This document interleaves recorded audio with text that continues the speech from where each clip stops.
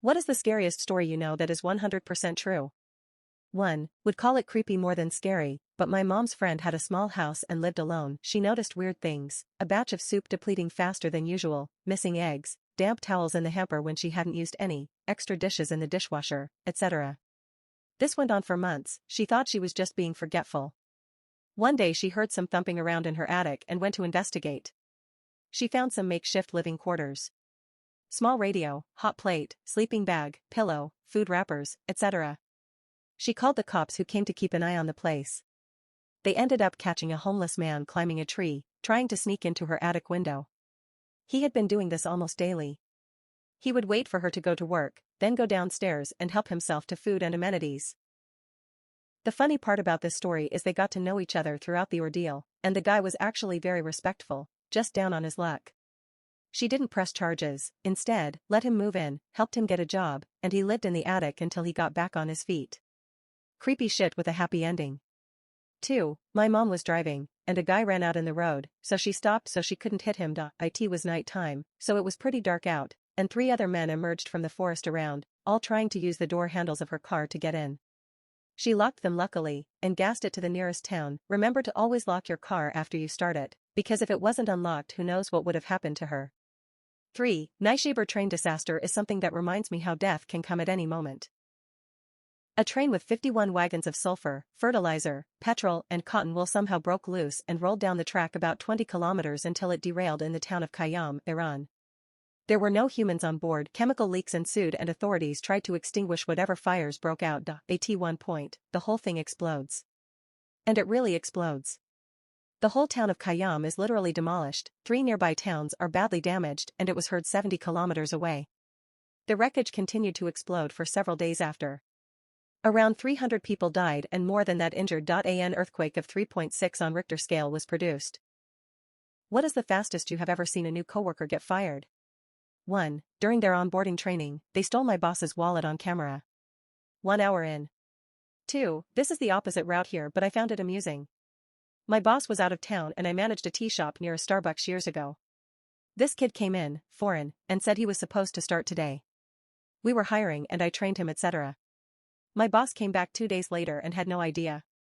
The kid was in the wrong place, but he stayed with us. Hired on the spot without even applying. 3. New guy drove a forklift into a fire hydrant, in front of a safety rep for the company. His supervisor was called over, and he immediately tells the supervisor that he won't pass a piss test, as he used his only bottle of clean piss earlier that day when he hired in. Everybody standing there immediately burst into laughter, which continued as security, also laughing, escorted him off site. Even the supervisor was all smiles. Just gave him a pat on the back and wished him the best of luck. It was wild. 4. A week. I worked in a bar and a new girl started. At work, she seemed a little rough but was fine. One day she finished a shift, sat at the bar and ordered a red wine with lemonade and ice in it, not really relevant to the story, just shows she is clearly insane. Her boyfriend came in, they had a huge domestic in front of my manager and several customers, and she threw her drink over her BF and dramatically stormed out. 5. Heard this from a manager I worked with when I worked in fast food. There was this one kid who didn't show up for work. He ditched work often, so the manager called around, couldn't get anyone to fill in his shift, so she had to fill it for him. A few hours into his shift, the dude ditching shows up, with his friends, and orders food from that manager. She fired him on the spot. These were my first awards, and y'all just multiplied my karma by 10. Thanks y'all for the likes and awards. What are some guy secrets girls don't know about? 1. Sometimes we pee on the poo stains in the toilet because we are too lazy to use the scrub. 2. Sometimes we don't talk to people cause we don't want to intimidate them. I might see a girl with a cool shirt on, but I don't want to make her think I'm coming on to her or something. Rather than freak her out that a 6 feet 6 inches guy thinks she looks good today, I just leave her alone. Especially if we're on an elevator or something where she can't leave if she actually is uncomfortable. 3. Sex isn't all we want in a relationship. I'd rather be with someone who understands me but only does it once in a while than someone who I have sex with every day but don't connect with emotionally and mentally. Some of us are into things like cooking, cleaning, makeup, fashion, etc. It doesn't necessarily mean we're gay. Please don't tell us to man up. A lot of us were constantly told that growing up whenever we tried to express ourselves, so you saying it will often bring up bad memories. Men can be abused. Men can be raped.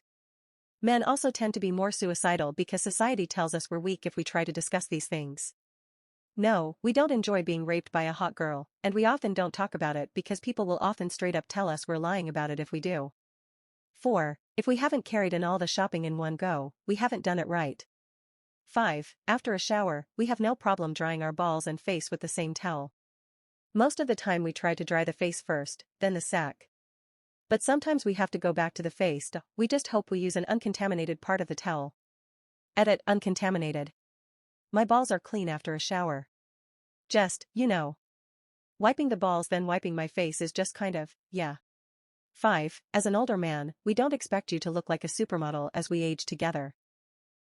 Yes, at times I do see you as I did 30 years ago and every wrinkle and flaw disappears. Yes, there are times I see every wrinkle and flaw, and know how you got every one of them. They are beautiful too. What do you use to remind yourself that everything isn't that bad? 1. I'm not homeless anymore, my chronic illness is in remission, so I can feed myself and even work outside the house. Life is good. 2. That despite the fact I suffer kidney failure and am on dialysis 3 days a week. I remind myself that I'm at least still alive and can still be with my family. Many other serious illnesses don't give that luxury. 3. Hopefully this gets past all the award stuff, but one thing that reminds me that everything isn't all bad is that I have people and pets that want me around. I can have an utterly terrible day, come home, and my dog is waiting at the door to greet me. Every day. I'll go lay down, and he'll come cuddle with me. My sister notices the funk, and will make me dinner or a dessert or something to lift my spirits, and I don't have to say a word. I'm close enough with my best friend that he can notice something off about me just by the way I text, and he'll come over to play some video games and talk. Please remember that there are people around you that love you and care for you. When you're having an utterly shit day, there are people that actively want to make it better because they care for you. You may not notice the ways that they do it, but they do.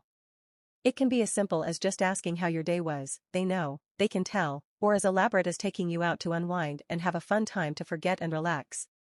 No one is ever alone in this world, even if you feel it. And, if you genuinely feel it, message me. I'm always welcoming conversations from anyone. 4. Don't need a wheelchair anymore. What wedding moment made you think they are not going to last long? 1. Not the couple getting married but the best man and maid of honor who were married to each other. Best man's speech was all about how hard it was to be married. I've been married for a year and it feels like 100 years. Maid of honor stands up to give a speech and just says ditto. It was so awkward and really brought the whole room down. Brother of the bride stood up and gave a nice impromptu speech about teamwork and having a partner to go through life with. How happy the family was to have the groom join their family. Best man and maid of honor were divorced within a year. Couple who got married are still married 30 plus years later.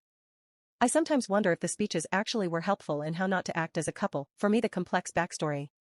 Bride's brother is gay and has been in a long-term relationship for 40 plus years. At the time he gave his speech about marriage, he couldn't marry the man he loved, and I think his passion defense of marriage was born from that. When people would say they were against gay marriage because it makes a mockery of marriage, LD think of that night. The married couple who had no respect for marriage could easily marry, and did over and over again, and the man who stood up and defended marriage could not. He's married now and lovingly takes care of his husband as he battles health issues. 2. One of my good friends got married and LD never met her before the wedding because she's just shy. On the wedding day, she was belligerently drunk before the ceremony even started and couldn't even get through the lines she was supposed to repeat, i.e., promise to love you. She ended up slapping the groom, spilling champagne on her dress, and then crying under a table while he tried to comfort her. They lasted about 4 months. 3. Another one was my wife's friend. She's a very conservative, religious white girl who married a black man. Most of her racist family didn't approve of the marriage and didn't show up. But she planned the whole marriage around race. Like a vanilla cake for her and a chocolate cake for him, the wedding colors were black and white, and even the meals were white meat for her side and dark meat for his. It was extremely uncomfortable as a guest.